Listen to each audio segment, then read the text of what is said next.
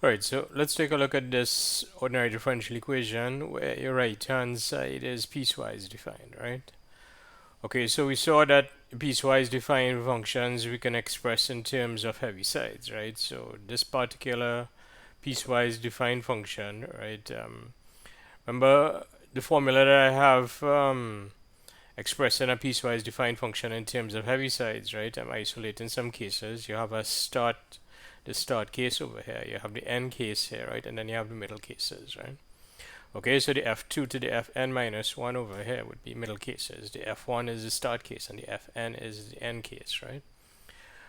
Okay, so over here, what you want to realize is that I have a start case, right? So from 0 to 2, and then I have an end case. So I don't have any middle cases over here, right?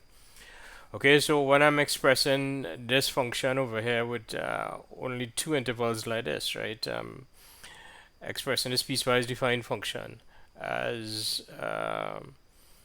in terms of the Heavisides, this would be how I do it, right? So the start term, how you deal with that is going to have 1 minus Heaviside times this f1. And then definition over here, right, is going to be a Heaviside times the f2 over here, right? Okay, so in this case, the first function, the start function, is 1, right? So I'm going to get a 1 over here. So I'm going to have 1 minus a Heaviside times the starting function, which is 1. And then I'm going to have a Heaviside by itself, right? So Heaviside by itself multiplied by the end function over here, which is 0, right? Okay, so that gives me f of t in terms of our Heavisides, and the values for the Heavisides over here come from the endpoints of the interval, right? So here you would have 2 over here, so therefore you have the ht minus 2. And likewise over here, you're starting this interval here at 2, so this would be also 2 over here, right? Okay, so I have my function expressed in terms of Heavisides over here, right? Okay, so let's go back to my differential equation. I use my normal methods for solving a ordinary differential equation via Laplace transform. How you do it is you take Laplace transform on both sides, right? So given your differential equation over here, what you're going to do is you take Laplace transform on both sides. Right, over here, what you do is you break this up with linearity, right? And then you use your formula for Laplace of second derivative. So that's how I get this s squared Laplace of y minus sy0 minus y prime 0 here, right?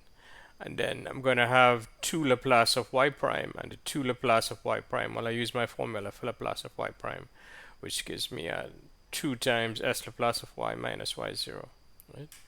And then I have Laplace of y, which is there by itself, right? So that's working on the left-hand side, and then the right-hand side, it's Laplace of f of t, right?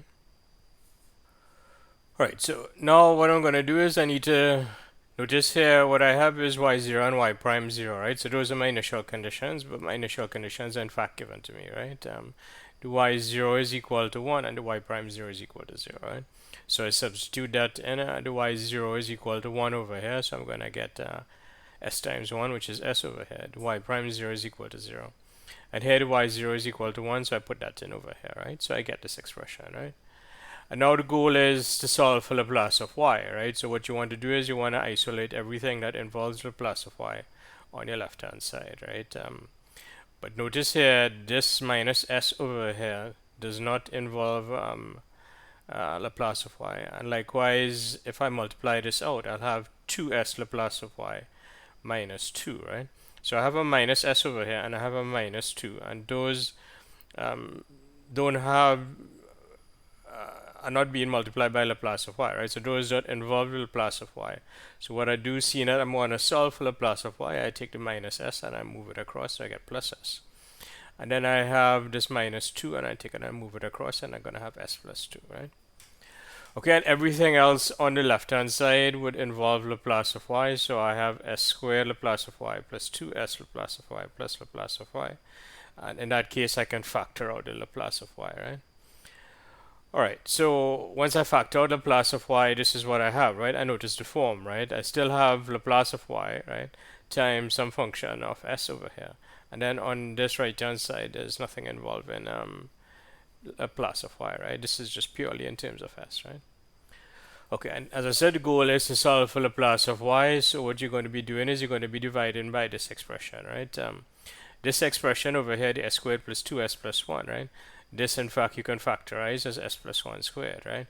So when I divide, right, so I'm going to divide this s plus 2, right? I'm going to divide it by this expression over here, but it actually is s plus 1 squared, right? So I get s plus 2 on s plus 1 squared, right? Okay, over here what I have is 1 on s divided by s plus 1 squared, so that's how I get this, right? And then over here I have e to the minus 2s on s, right, divided by s plus 1 squared. So that's why how I get this, right? Okay, so this is my Laplace of y, and then the goal now would be to figure out what the y is. And how you figure out what the y is that you're going to take Laplace inverse of you're going to take Laplace inverse of this expression over here, right? Now, if I'm going to take Laplace inverse of this expression, right, well, you have three terms, the sum of three terms over here, right? So your approach here would be to take Laplace inverse of each of the three terms individually, right?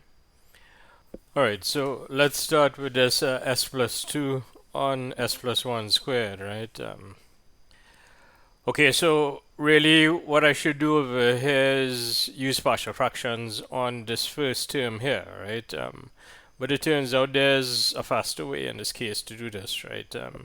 What I could realize is that the s plus 2 is equal to s plus 1 plus 1, right? And now what I have is s plus 1 plus 1 divided by s plus 1 squared, right? So I have s plus 1 divided by s plus 1 squared. So one of the s plus 1 factors will cancel, so I have 1 on s plus 1, right? And then with this 1 over here, I have 1 on s plus 1 squared, right? So doing this little trick over here where I write the s plus 2 as s plus 1 plus 1, right? And just dividing out, right? That in fact gives me my partial fraction expansion for s plus 2 on s plus 1 squared, right? So the partial fraction expansion for the s plus 2 on s plus 1 squared, right, is 1 on s plus 1 plus 1 on s plus 1 squared, right? Okay, so that's dealing with this first term over here, right? And now your second term over here, which is 1 on s times s plus 1 squared, right? Again, what I'm going to do over here is split this up using partial fractions, right?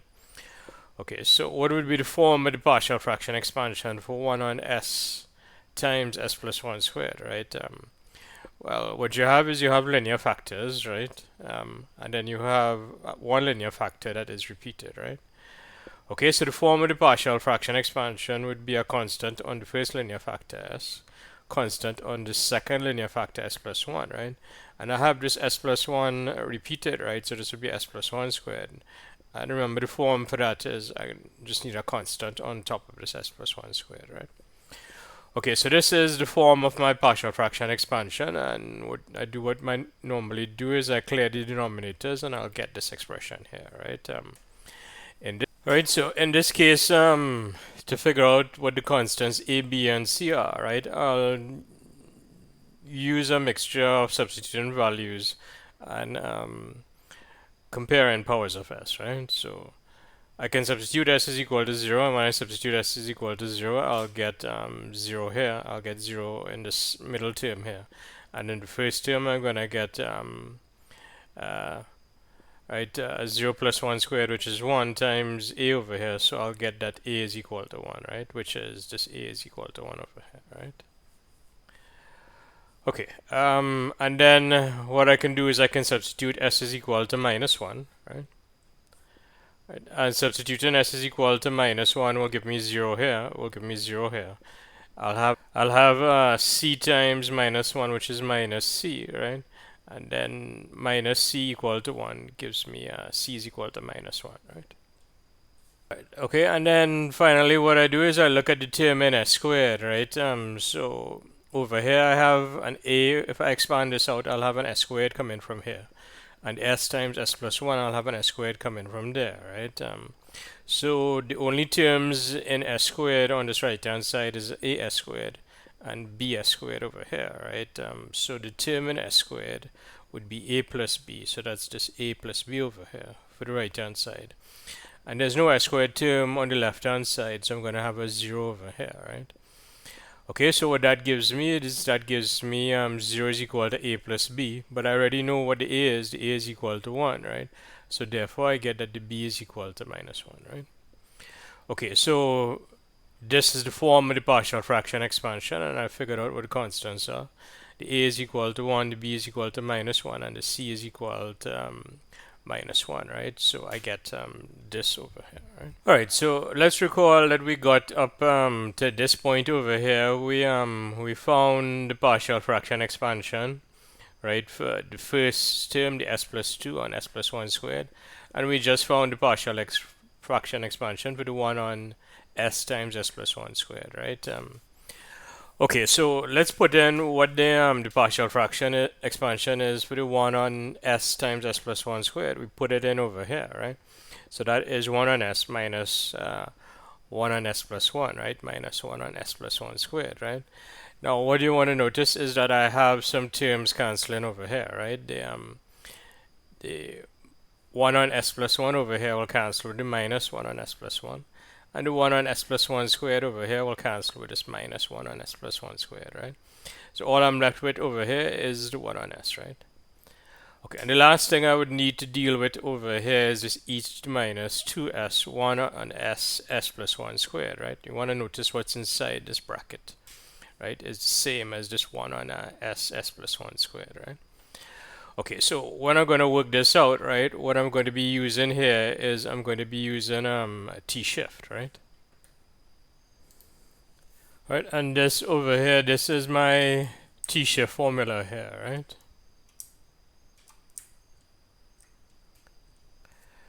Okay. Right, so if I'm going to be using this t-shift formula, right, so I'm using the t-shift formula to get Laplace inverse of this e to the minus 2s, 1 on s minus 1 on s plus 1 minus 1 on s plus 1 squared, right?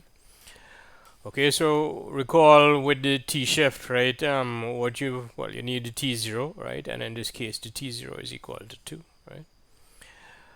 Okay, you also need x of s, right? So what the exponential is being multiplied by, right? Okay, so the t-shift formula, sometimes I state it with the y over here. So I have a big Y and then I have a common Y over here. Why I don't want to use the Y in this case is, notice the problem over here already has a Y in it, right? So I'm using a different variable over here, which is X, right? But it's the same t-shift formula, right? Okay, so I have the t0 and then I need to identify what the x of s is, right? So remember, I'm taking Laplace inverse of this expression over here, right? So it's exponential times this function inside the bracket, and this function inside the bracket is the x of s, right? Okay, so this is the x of s. It's the 1 on s minus 1 on s plus 1 minus 1 on s plus 1 squared, right? Now, notice with your for your t-shift formula, you start off with the t0 and the big x over here, and what you would need is the small x, right? Now, the small x is the Laplace inverse of this big x of s, right? And the Laplace inverse of this, the big x of s, it's going to be 1, right? This 1 on s plus 1 would be e to the minus t. And to work out Laplace inverse of the 1 on s plus 1 squared, right, what you need to use, an s shift, right? And when you use the s shift, what you'll get is that Laplace inverse of the 1 on s plus 1 squared is t times e to the minus t, right? So this is the small x of t, right? So now that I know the t0, the big x, right, and the small x, I can actually just write down the formula, right? Right, so I want Laplace inverse of this exponential times what's inside the bracket. It's going to be ht minus 2 times small x t minus 2, right? Okay, so how to get this small x t minus 2, right? Well, what this means is you take this x of t and you shift it by 2, right? So everywhere you see small t over here, you're going to replace it by t minus 2, right? So I'm going to have a t minus 2 over here. This t out in front multiplying the e to the minus t is also t minus 2. And then I'm going to have e to the minus t minus 2, right? So that would be the Laplace inverse of the e to the minus 2s times what's in this bracket over here, right? Okay, so in this question, what I got to was Laplace of y was equal to 1 on s minus this exponential times what's inside the bracket, right? And then finally, you take Laplace inverse to get the y, right, which is the solution of the differential equation. Laplace inverse of the 1 on s is equal to 1, right? And we just worked out what the Laplace inverse of this exponential times in what's inside this bracket by using t-shift. And it's the ht minus 2 times 1 minus the exponential here, e to the minus t minus 2 minus t minus 2 times e to the minus t minus 2, right? Okay, so this over here, this is our answer. So let's consider this problem over here, which is probably a little different from what we saw, not vastly different, right? Okay, so I want to get the Laplace inverse of this expression over here, right? So in this case here, the s is the variable and the a and the b are constants, right? The real constants, right? And the non-zero constants, right? Okay, so I want to get Laplace inverse of this expression here, right? Now, what you want to notice is that I have this s minus a squared over here, right? We in fact saw how to do this already, right? What we're doing over here to work this out is actually very similar to this example that we saw previously to get Laplace inverse of this 1 over this quadratic with the s term in this, right? So remember how we did this, we completed the square and we wrote this as s minus 1 squared on the bottom plus 9, right? And then what we did is we use an s shift formula to work this out, right? In this case over here, you don't need to complete the square, it's already factored for you, right? So really to work this out over here, all you need to do is you just need to use an s shift, right? Which is this formula here, right? Okay, so this here, what's inside the bracket is shifted by a, right? So what I want to do is I want to unshift, right? So everywhere I have the s minus a, I'm just going to replace by s. So I'm going to get an s squared over here. And here where I have the s minus a, I'm going to replace by an s over here, right? And then part of the s shift formula is you multiply by the exponential. So I have e to the at, right? And now what I have is Laplace inverse of s on s squared plus b squared. And you should know by now that Laplace inverse of s on s squared plus b squared is cosine of bt, right? Okay, so the answer over here is Laplace inverse of the given function of s, which has two constants in it, a and b. In fact, the Laplace inverse is e to the at times cosine of bt. Alright, so let's work out a similar sort of problem here where I have, it's a differential equation problem, right? With given initial conditions. The only thing probably a little different from the differential equation problems that we saw previously, right, is that I have constants a and b over here inside my differential equation, right? Okay, so these constants are real, they're non-zero, and I want the further condition that the a is not equal to b, right? You're going to see in a little while why we want the a not equal to b, right? Okay, so we want to work this out, right? Now to work this out, we just work it out like how we worked out the previous differential equations. You take Laplace transform on both sides, right? When I take the Laplace transform on my left-hand side, that will split up according to linearity, right? And I have Laplace of cosine of at on the right-hand side, right? Okay, now what I do is I use my formula of Laplace of second derivative, right, which is s squared Laplace of y minus sy0 minus y prime 0, right? And then here I well, there's nothing really to do, right? This is just Laplace of y, right? And the right hand side, well, may as well figure out what the function of s is over here, and this is straightforward. This just comes from the table. So this is s on s squared plus a squared, right? Next step now, once I finish that, is I put in the initial conditions, right? The initial conditions are actually both equal to 0, right? So what my left-hand side simplifies to is s squared Laplace of y plus b squared Laplace of y, right? Okay, now the goal over here, right, when you're doing these differential equations is to solve for Laplace of y, right? So what we do here is we factor out the Laplace of y. So I have Laplace of y times s squared plus b squared, right? And then to solve for the Laplace of y, you just divide throughout by s squared plus b squared, and that would give me this line here, right? Okay, so Laplace of y is s on s squared plus a squared times s squared plus b squared, right? Okay, so I need to work this out, right? Now to work this out, to figure out what y is, I need to take Laplace inverse of the right hand side here, right? And to take the Laplace inverse of this right hand side, I would need to first use partial fractions on this right hand side, right? So that's what I do, right? Okay, notice over here what I have is I have two quadratic factors on the bottom, s squared plus a squared and s squared plus b squared. So the form of the partial fraction expansion over here is I have a as plus b over the s squared plus a squared and a cs plus d over the s squared plus b squared, right? Okay, a little bit of notation. Notice I'm using capital A to distinguish from the small a over here and capital B to distinguish from the small b here, right? Okay, so, well, really you're just doing this like how you'd normally solve your differential equation using Laplace transform, right? The only thing is you just need to keep track of these constants, small a and small b, right? Okay, so we do what we normally do. What you do is you clear the denominators. In other words, you multiply both sides of this equation by the s squared plus a squared times s squared plus b squared, right? And that gives me an s on the left hand side. And on the right hand side, I get this expression, right? Okay, so what we're going to do is, in order to figure out the A, the B, the C, and the D, right? What we're going to do is we're going to compare coefficients of powers of S, right? Okay, so which means I'd need to expand out this AS plus B times S squared plus B squared plus CS plus D times S squared plus A squared, right? Okay, so, well, you're gonna have terms, the highest term would be s cubed, right, with this s hitting this s squared, and the lowest power of s would just be constant terms, right? Notice over here I'm gonna have a d times the a squared, right?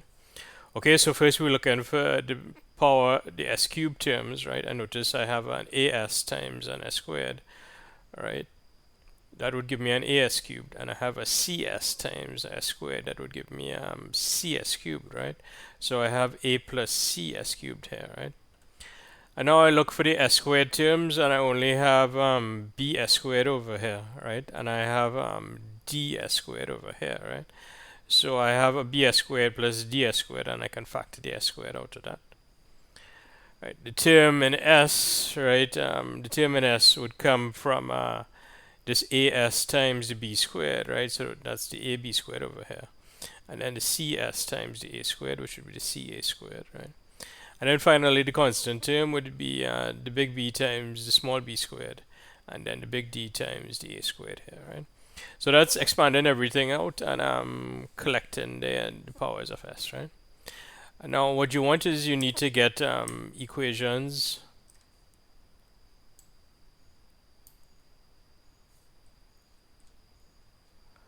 Right, so this is what we have so far. Now what you want to do is you want to get equations that would give you equations that you would solve to figure out what the big A, the big B, the big C, and the big D are, right?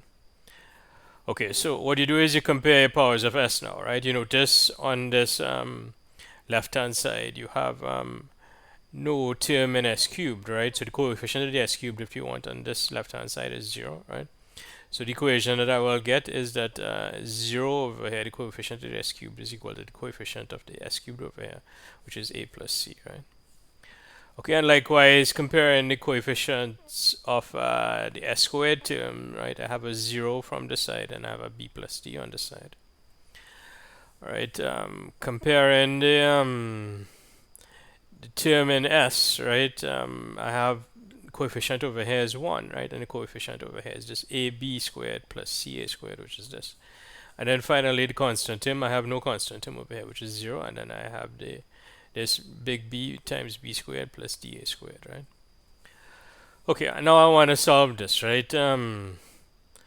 Okay, so before you try to solve something like this, right, you want to probably think a little bit as to your approach and so, right? Notice over here, right, from the first equation, I get a plus 0 is equal to a plus c, right? So that's nice. I can just get that the c is equal to minus a and always use this to substitute, right? Okay, so the c is equal to minus a, and I can substitute that c is equal to minus a into this expression over here, right? In which case I will get 1 is equal to big AB squared minus big A times small a squared, right? And here what I could do is I could factor out the big A and then solve for the big A. So the big A is 1 on B squared minus A squared, right? Okay, and likewise from my second equation over here, I get that the D is equal to minus B. And I substitute it into the last equation here, right? And when I substitute in the last equation, I have a B over here. And then I have a minus BA squared. And this over here, I could also solve for the capital B, like how I did up here in the case of the capital A. So I end up getting that the big B is equal to 0, right? Okay, so once I have that, I know what the big A is and the big B is, right? The nice thing is that the C is equal to minus A and the D is equal to minus B, so you're more or less good, right? So the A is equal to 1 on B minus A squared, the B is equal to 0, right? The D is going to be equal to 0 because the D is equal to minus B, and then the C is equal to minus A, so the C is just a negative of this, right? Okay, so what that means is I figured out what the constants A, B, C, and D, right? In particular, the big B is equal to 0 and the big D is equal to 0, right? And all I need to do is put in what the big A and the big C are, right? Okay, so the big A is 1 on B squared minus A squared, and I can put that in over here. The B is equal to 0, right? And the E minus A squared, right, I can write in the denominator over here, right? Okay, and likewise here the D is equal to 0 and the C is equal to minus 1 on B squared minus A squared. So again, I can write the B squared minus A squared in the denominator over here, right? And now what I do here is I factor out the B squared minus A squared in the denominator. So I have 1 on B squared minus A squared, right? All right, so what's the idea here, right? Okay, so what I have is Laplace of y is equal to this s on s squared plus a squared times s squared plus b squared. So that's what I got up to over here.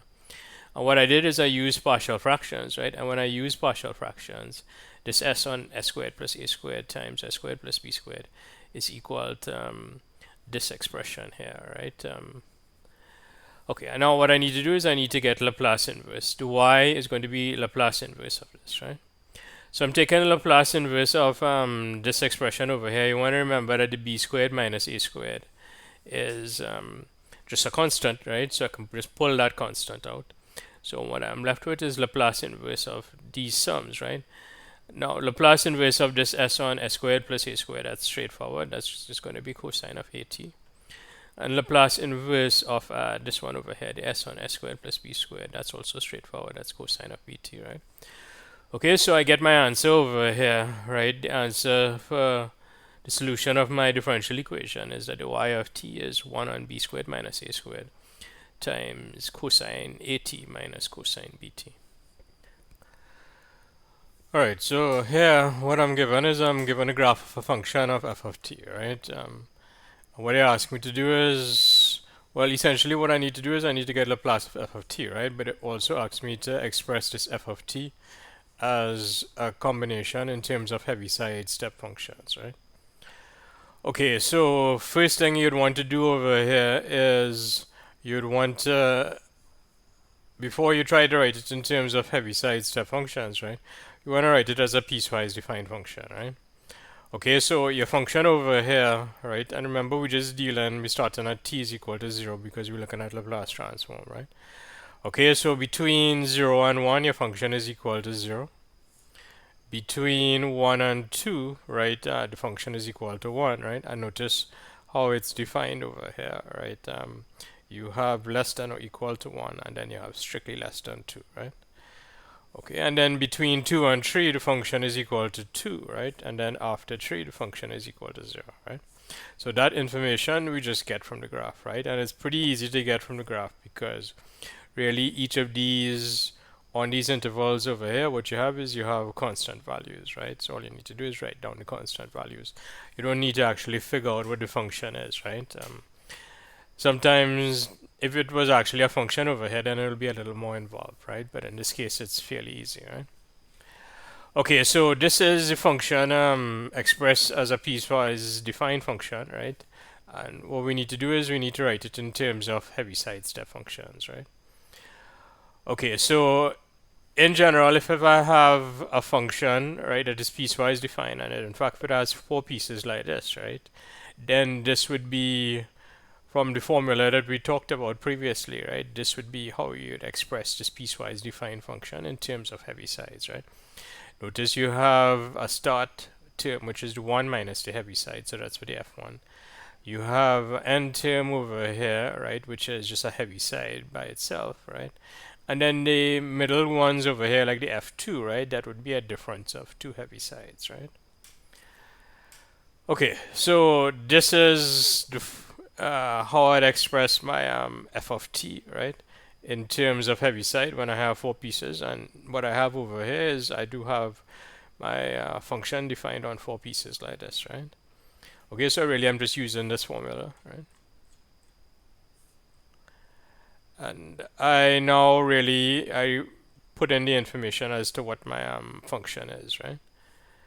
Okay, so what are my function values, right? The f1 is equal to 0, so I put that 0 in, right?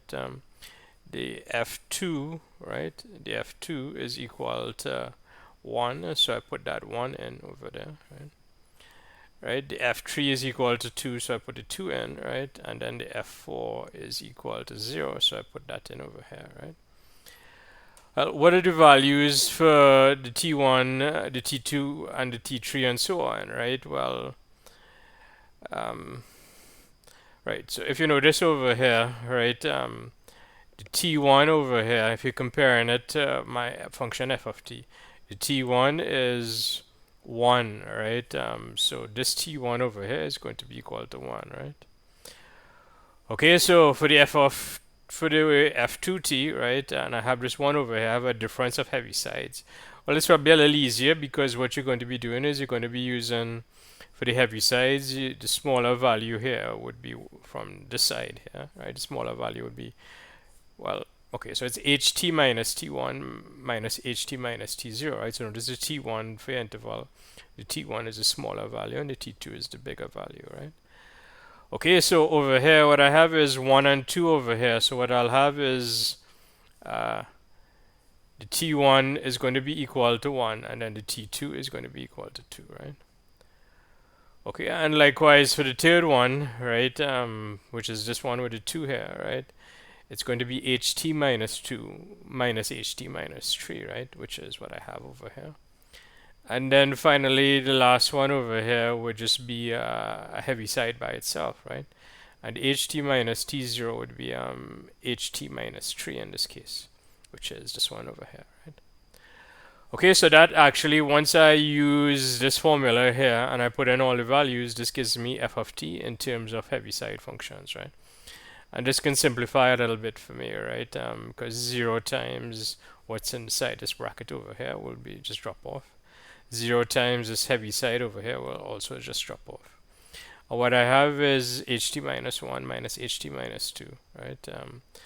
Plus 2 ht minus 2 minus 2 ht minus 3, right? So I expand this out over here, taking the 2 and multiplying against both of these Heavisides, right? And over here, what you realize is that, well, this is minus ht minus 2, and this is plus 2 ht minus 2, right? So I can, in fact, subtract over here. So I'm just going to get a single ht minus 2. So this is really just cleaning up a little bit, right? And now all I need to do is just take Laplace transform of this. But this is straightforward. You just use your formula for Laplace of a Heaviside, which is Laplace of ht minus t0 is e to the minus st0 on s, right? In this case, the t0 is equal to 1, so I get e to the minus s over here. In this case, the t0 is equal to 2, so I get e to the minus 2s on s. And in this case, the t0 is 3, right? So I get e to the minus 3s on s, right? Times the minus 2 over here. Where, of course, what I'm using over here is linearity to break this up.